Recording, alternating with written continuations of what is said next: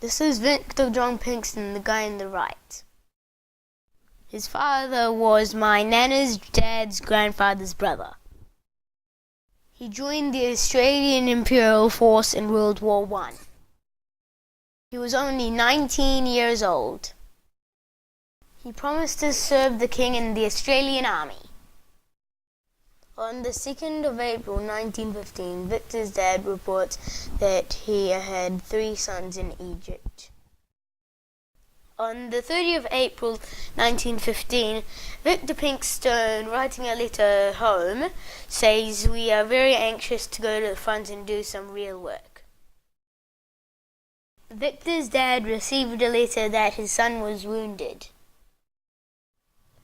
On the 18th of June 1916, Victor John Pinkstone sent a letter home from the Dardanelles. Mr. Pinkstone wrote that I am lying in a hospital in Egypt. He wrote about what happened to him at Gallipoli.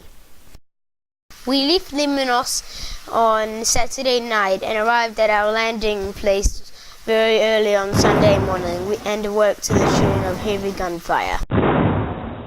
The enemy had a battery of heavy guns which were covering our landing place.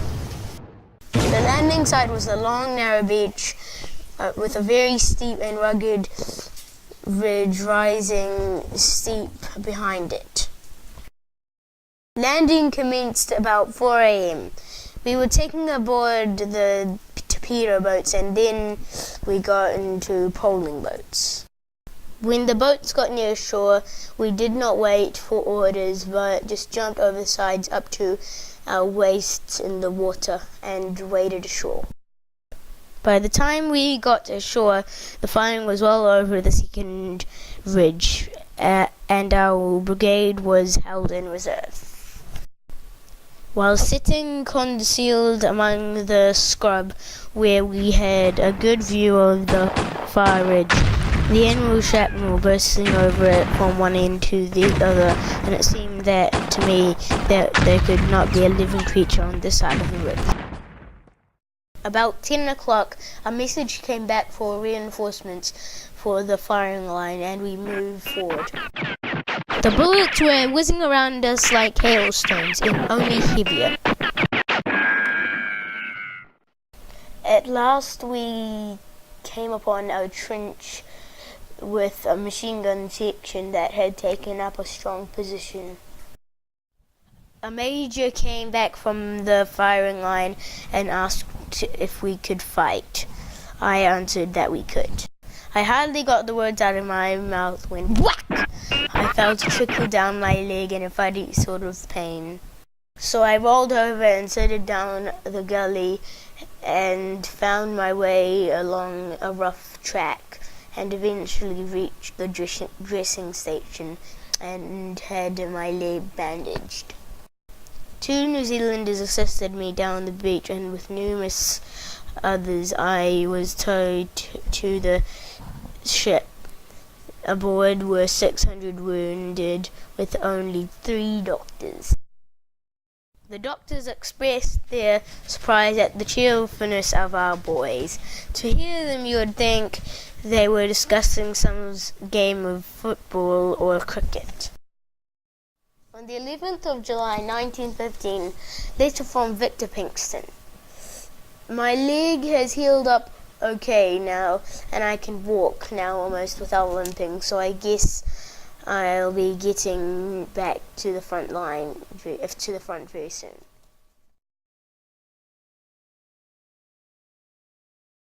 On the 10th of September 1915, Victor Pinkstone is reported to have been killed in action at Gallipoli between 7 and 12 August. Information about the late Private Victor Pinkstone has been sent from Gallipoli by his brother Norman, who was with him when he died. A small party of men were left in charge of a Turkish captured trench. They were only a handful and had a hard fight to hold it all the night. Before daylight, Norman left Victor in charge of his section and went back to his post. Word then came to Norman that poor Victor had been wounded. When Norman got back to him, Victor said, "Don't worry, Norman, I'm done for. Say goodbye to everyone. For me, just give me a drink. I'm in no pain. All feeling has left." Norman was knocked out a few hours afterwards and picked up insensible from a shock of a bomb. Sid Pinkstone, his other brother, was wounded about the same time.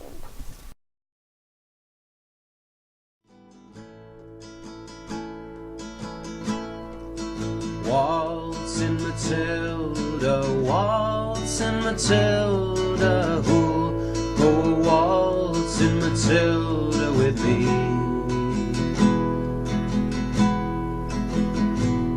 And their ghosts can be heard as they march by the billabong. Go waltzing Matilda with me.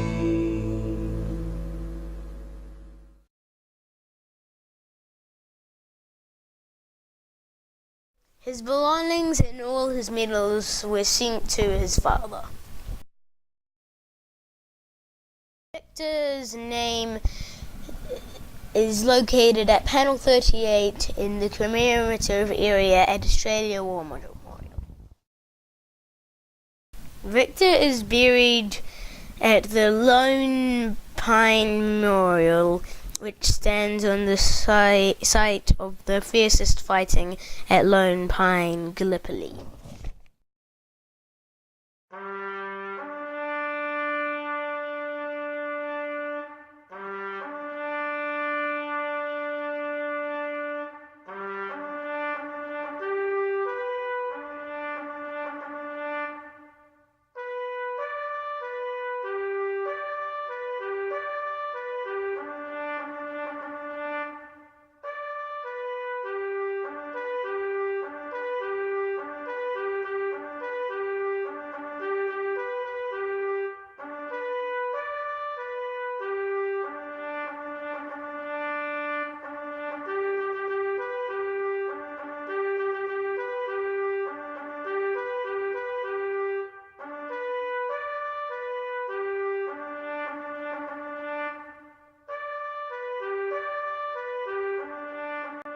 We remember Victor and all the young men who died at Gallipoli on Anzac Day every year.